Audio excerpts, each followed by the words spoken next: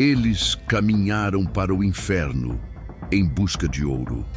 O que faz um homem vender a própria alma? Não em uma única transação, com um contrato assinado em sangue sob a luz da lua. Não. Estou falando de uma venda lenta, gradual, dolorosa.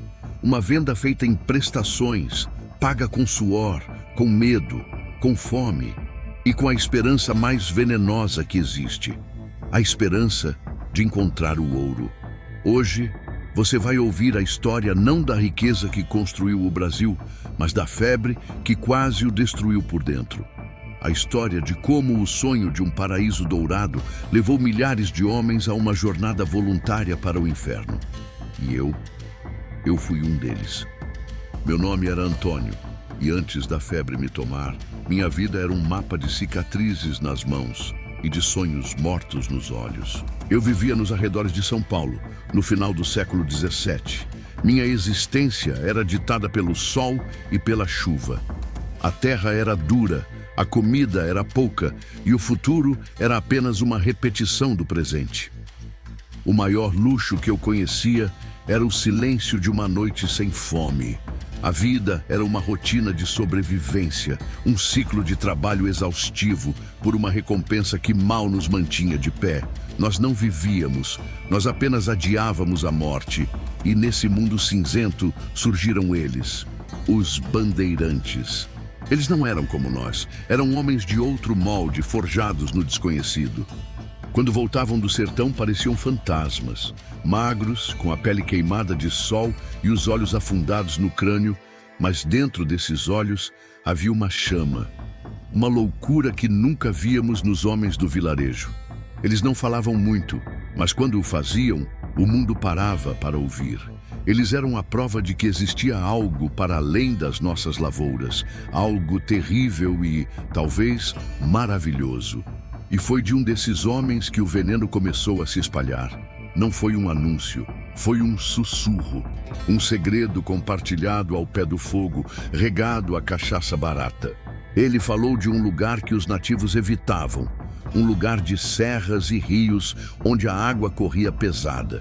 Ele descreveu com a voz rouca rios onde as pedras do leito não eram pedras. Eram ouro. Ouro do tamanho de feijões, de nozes. Ouro que, segundo ele, bastava se abaixar para pegar. Ele chamou aquele lugar de as Minas Gerais. Aquela palavra, Minas, ela se alojou na mente de todos. Era mais do que uma promessa de riqueza. Era a promessa de um fim para a vida que conhecíamos. Era a promessa de poder, de respeito, de nunca mais ter que olhar para o céu e rezar por chuva. Era uma passagem só de ida para fora da nossa insignificância. A febre tinha encontrado seus primeiros hospedeiros, e eu estava queimando.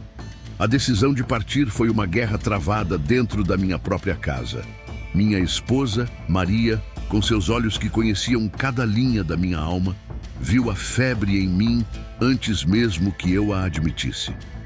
É loucura, Antônio, ela dizia com a voz embargada pelo medo.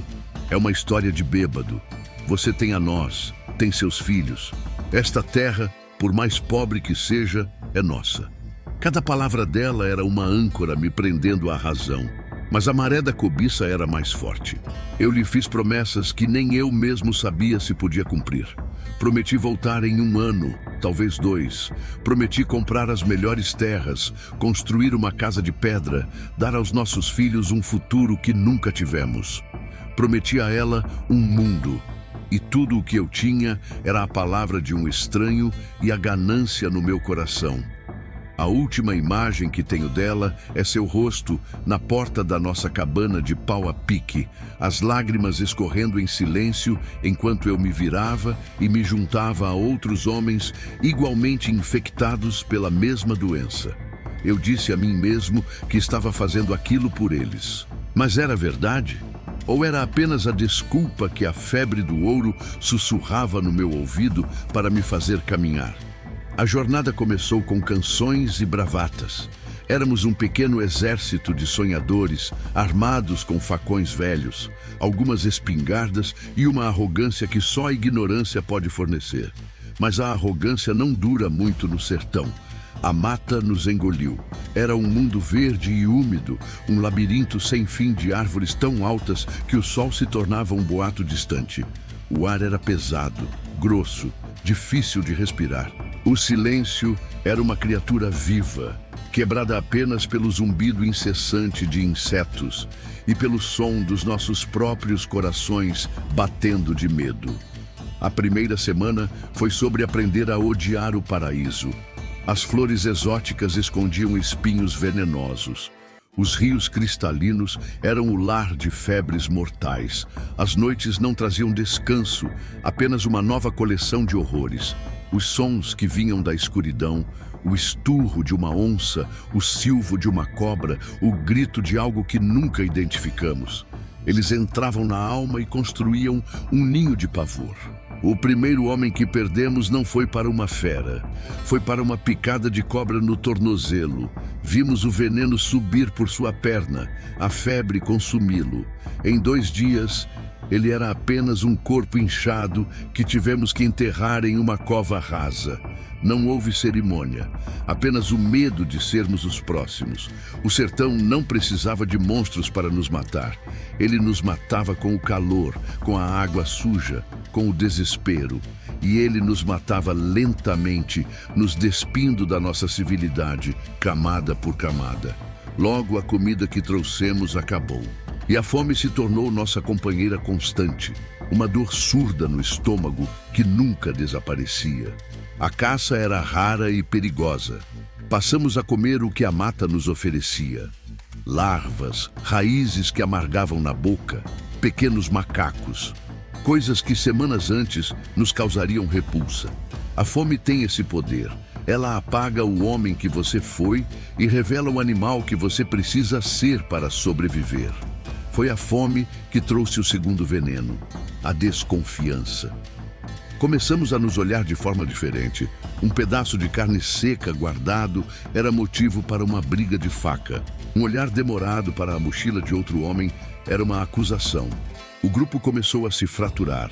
O ouro ainda estava a léguas de distância, mas a sua maldição já operava entre nós. Quem era o verdadeiro inimigo? A mata ou o homem ao meu lado? E então havia a ameaça silenciosa. As flechas. Não as víamos chegando. Apenas ouvíamos o assobio e o baque surdo no peito de um companheiro. Eram os guardiões daquelas terras, os povos indígenas, para quem nós não éramos exploradores, mas uma praga.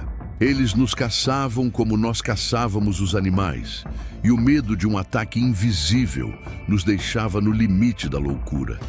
Depois de meses que pareceram uma vida inteira, quando a esperança já era apenas uma cinza fria, começamos a ver os sinais. Uma árvore derrubada com um machado, uma fogueira apagada, uma cova com uma cruz improvisada.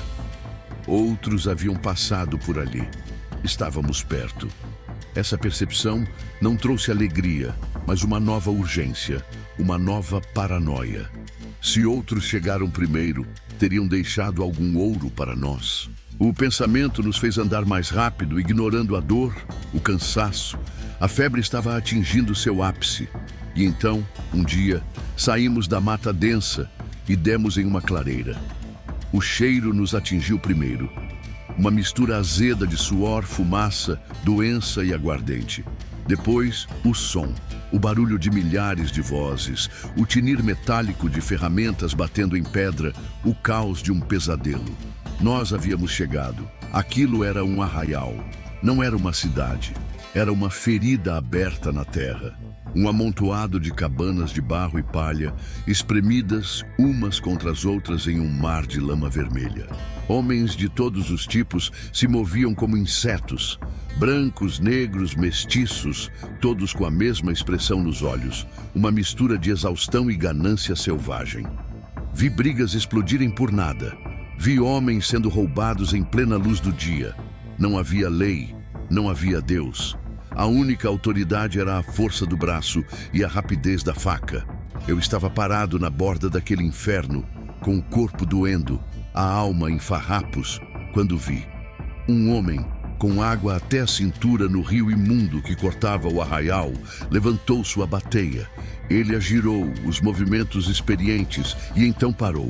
Ele mergulhou a mão na lama dentro da vasilha e retirou algo.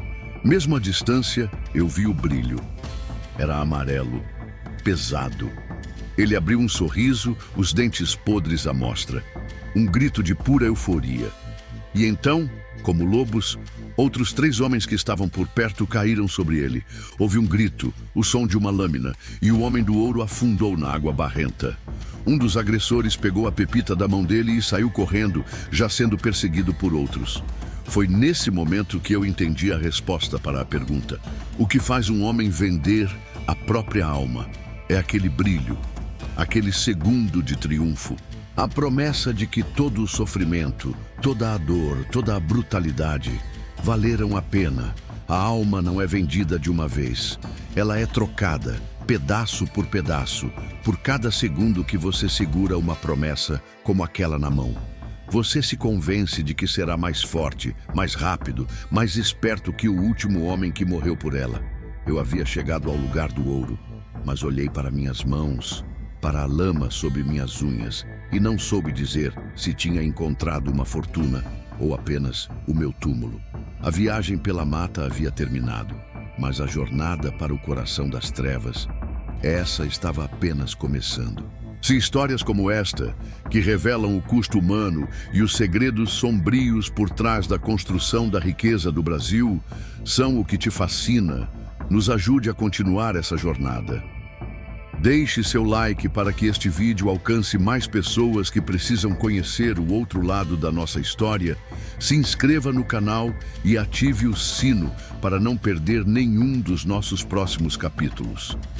E agora, eu quero saber de você. Na posição do Antônio ao chegar e testemunhar aquela cena de violência brutal por uma única pepita, você teria continuado em busca do ouro ou tentaria o caminho impossível de volta para casa? Deixe sua opinião sincera aqui nos comentários.